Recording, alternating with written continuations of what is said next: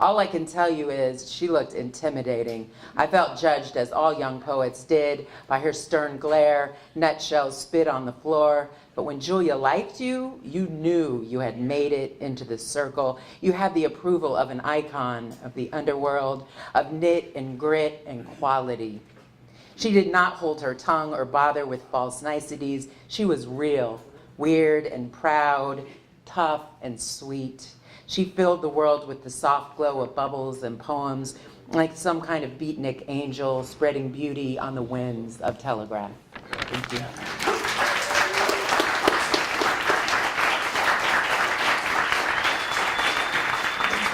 All right, next up we have Catherine Herr, who will then be followed by Alta, and then Deirdre Evans. Please welcome Catherine. I don't know how I got on the features list, but here I am. So this poem starts in 1964. So those of you who remember 1964. For Julia. Yeah, really. I remember seeing Julia on Telegraph in the 60s. I was 15. I had E.E. Cummings sticking out of my purse. I wore an India print sundress, drank cappuccinos at the Med. I left E.E. open on the table to the poem with a line, "Only the rain has such small hands. I wanted to be someone who sees and hears the world like that." I already knew how to listen underneath things. I knew how to be quiet with my fingers on my mother's Olympia typewriter keys. I didn't know poets stood on the sidewalk blowing bubbles and selling books. I was 15. I wasn't good at geometry. I was good at English. I thought poets stayed inside and drank coffee. I saw Julia on the sidewalk every time I took AC Transit to Berkeley. I didn't know she was a real poet. I walked past her. I didn't buy one of her little $1 books. I should have. I should have read Julia's poems. I should have talked to her. Julia wore a yellow and black striped shiny vinyl hat that looked like a huge bumblebee had landed on her and pollinated on her head. That hat made me uncomfortable. I didn't want to talk to this woman on the sidewalk. I didn't know. Later, I met Julia at Cafe Babar in Valencia. It was the 80s, and Julia and Bruce, I think it was Guerrero. Yeah. Somebody else said Dolores. Yeah, let me just fix Guerrero. I should know. I actually worked in the bar part for a while. Later, I met Julia at Cafe Babar on Guerrero. It was the 80s, and Julia and Bruce ran the poetry series. I was a young mother, and I was a poet. We sat in a small room next to the bar on narrow benches that felt like bleachers, like we were doing something sporty and normal, but we weren't, any of us, normal. Bruce was all in leather. He would have scared me, but he told me he liked my poems, and he was gentle and fun, and I loved his poems, so we became friends. Julia liked my Nothing poem and said so when I read it in front of the bleachers. It pleased me that she, the den mother of the group, liked my poem. I loved their grungy rebelliousness, their wicked laughter and post-beat beatness, mixed with whatever we were in the 80s. Julia and Bruce were unpretentious and hip, but unhip enough to be cool. They had that. And when I was there with them, I felt I had it too. And it turned out I liked Julia's poems. They seemed easy, but they weren't. Julia's poems took uneasy turns that spun and dove straight down into being true. She took you with her in her plain, unadorned voice, and it isn't hard to go, so you go. And then she makes that turn, the turn a poet takes when it's found that small but big truth under the everyday. And when the poem dips down and finds it and hands it to you the way Julia can do, you're grateful because you needed it, even if you didn't know you did. Julia knew you did. Now I read her poems carefully, writing along with her, knowing she can take me there, and knowing I need to go, knowing I'll go with her pretty much every time she brings me along. Julia's poems slip into your pockets, and when you get home, you've got a prickly pear or a trout you don't remember wanting, but you do. It turns out you want what she gives you. Thanks.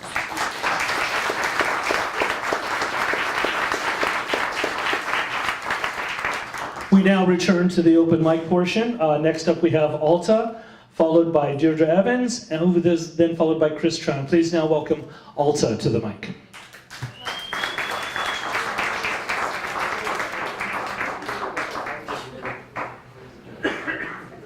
Hello? You help? Yeah, of course. Okay.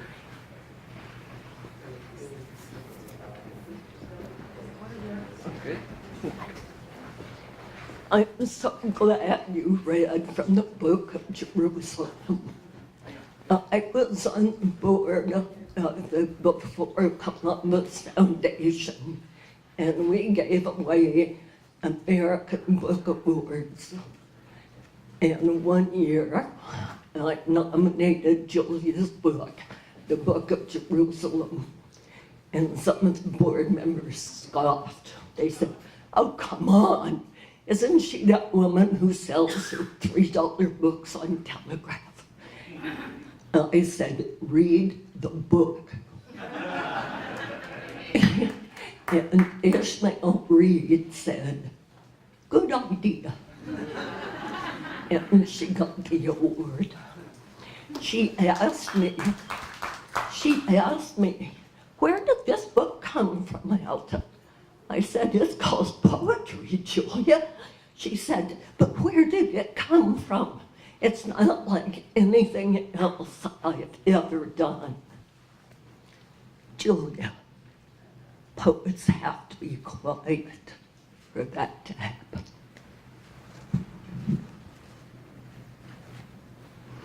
Mommy, it's the bubble lady. First I would hear that, and then I would hear, "Hey, Alta, I wrote another book." My foster son said, "The greatest thing anyone can do for another person is tell their story." That's what Julia did.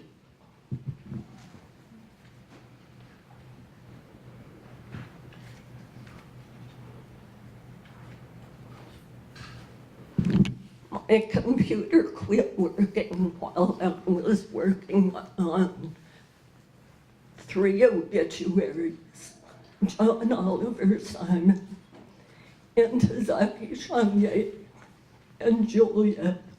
And my computer said, "Screw this, I'm done." And my granddaughter came over and fixed it, and I started again, and the next day it wouldn't start. So my granddaughter came over again. She's 10 years old. She fixes my computer. I started, and it worked until I started on the obituary for Julia. And then I quit, and I thought, "She's here!"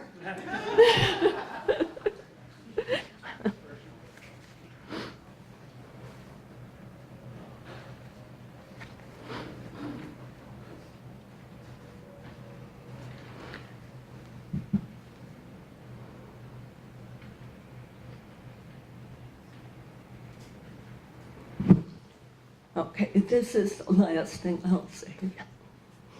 A lot of us give food to hungry people. Some of us might even spend for a night in a hotel. But Julia listened. She listened and she wrote it down.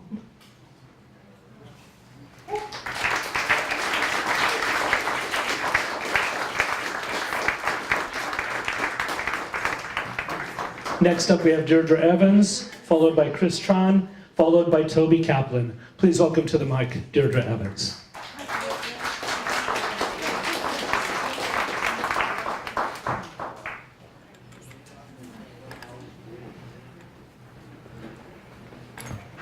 Well, I've been Deirdre Treon for quite a while now. We've been together over 4 years. So finally decided to change my name. I kind of like Treon better than Evans, you know.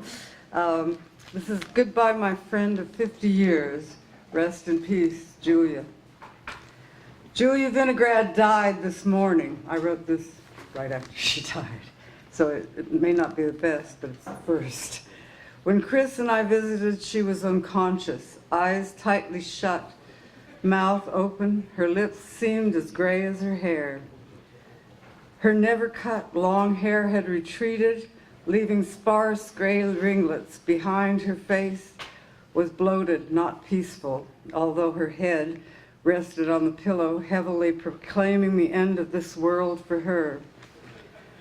They were going to send her to Kaiser, and maybe after that to a convalescent home, they said. She didn't want that. We spoke to her, and the nurses swore she could hear us. I knew they lied to make us feel better. We didn't believe them, so we wrote a note, knowing she would probably never hear it or know it. She left behind her younger sister, Debbie, who was with her on Wednesday morning of December 5th at 5 a.m. Her sister had a feeling that blood ties sometimes have, so she was there when Julia passed on. 1 month snuffed out her life. Julia died this morning. May she live forever. In her poetry, the lush and lonely words that will always speak for her. Even though Julia died this morning, leaving many friends and fans to feel the void left by the cessation of her presence. Julia Vinograd died this morning, leaving 65 books of poetry to the world. May the world praise her talent and dedication for 74 years young. Her birthday was less than a month away. Many will miss Julia forever in memory. Julia, who died in the morning, will rise again in print. Julia Vinograd died this morning. Weep not, she lived gloriously. It saddens me greatly, though, to realize that I'll never hear Julia, the princess of poetry, read again. She was always at every reading we ever went to. So I need to take my own advice and weep not, for she did live gloriously, and those of us who knew her will always remember her and miss her at every reading we go to, for she was at every reading we went to all these many years. And yes, yes, she lived gloriously. Thank you.